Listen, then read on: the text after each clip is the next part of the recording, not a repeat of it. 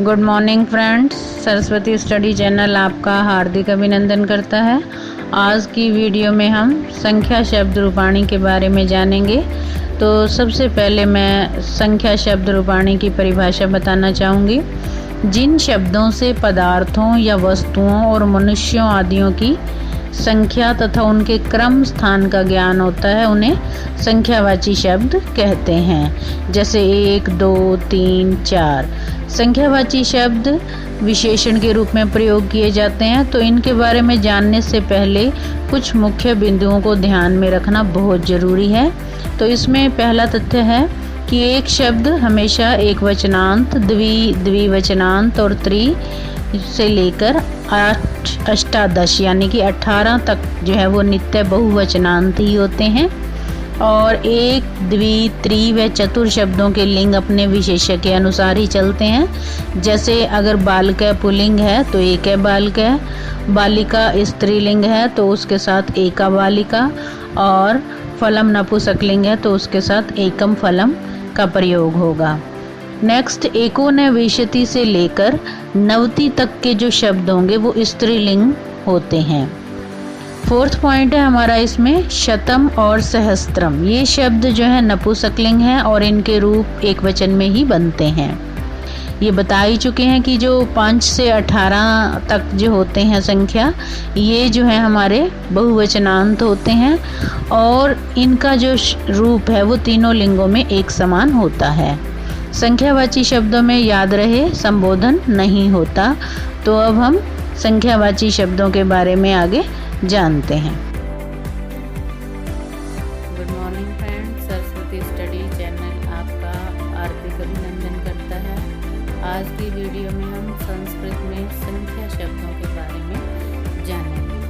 संख्यावाची जो शब्द होते हैं ये विशेषण होते हैं। संख्यावाची शब्दों में जो 1 से लेकर 4 तक की संख्या है उनके जो रूप हैं वो तीनों लिंगों में अलग अलग चलते हैं, लेकिन 5 से लेकर सभी संख्यावाची शब्दों के रूप तीनों लिंगों में ही समान रूप से चलते हैं। जैसे एक शब्द का रूप सदा ही एक वचन रहता है, लेकिन तीनों लिंगों में ये अलग अलग ढंग से लिखा जाता है। जैसे कि पुल्लिंग में इसे एक है और स्त्रीलिंग में एका, और नपुंसकलिंग में हम इसे एकम लिखते हैं। इसी तरह द्वि शब्द का रूप सदा द्विवचन ही रहेगा, लेकिन तीनों लिंगों में इसे भी हम अलग अलग लिखते हैं। जैसे पुल्लिंग में द्वौ, स्त्रीलिंग में द्वे और नपुंसकलिंग में भी इसे द्वे ही लिखा जाता है। नेक्स्ट,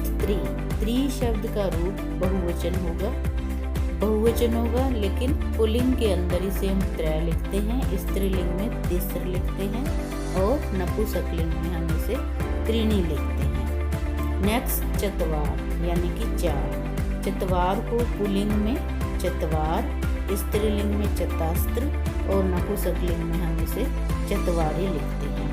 तो 1 से जो 4 तक की संख्याएं हैं ये तीनों लिंगों में अलग अलग होती हैं, लेकिन 5 के बाद शेष शब्द तीनों लिंगों में अलग अलग नहीं होते। तो संख्यावाची शब्द को हम पुल्लिंग में ही सुविधा के लिए 1 से 4 तक लिख लेते हैं। एक है द्वौ, त्रय, चत्वार। उसके बाद 5, 6, 7, 8, 9, 10 ये 1 से 10 तक की संख्याएं हैं।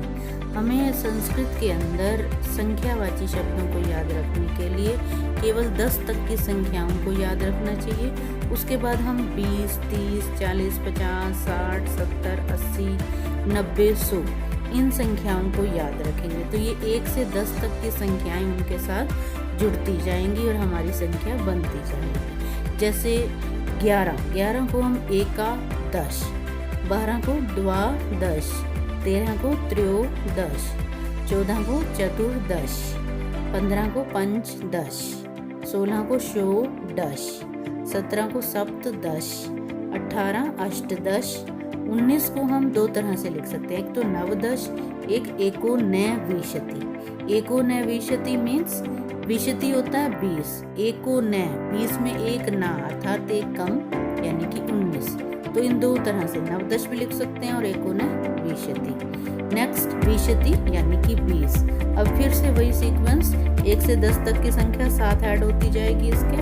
एकविंशति, द्वाविंशति, त्रयोविंशति, चतुर्विंशति, पंचविंशति, षड्विंशति, सप्तविंशति, अष्टविंशति, नवविंशति या फिर एकोनत्रिशत। एकोनत्रिशत मीन्स त्रिशत होता है 30, तो एकोनत्रिशत हुआ 29।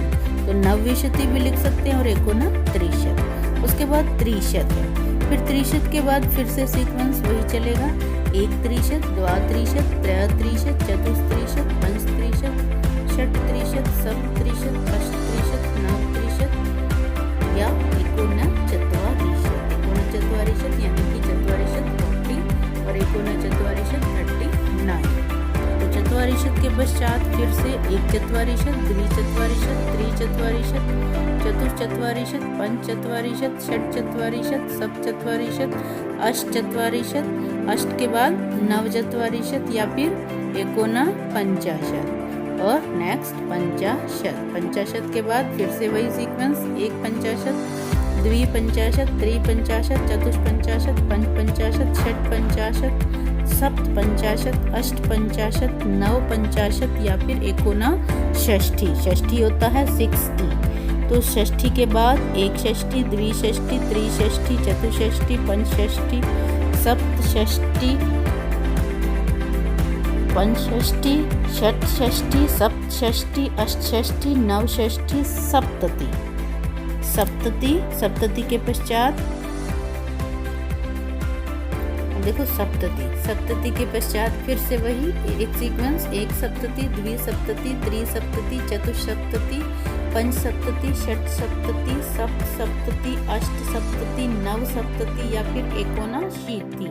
एकोनशीति यानी कि 79 और 80 को हम कहेंगे अशीति।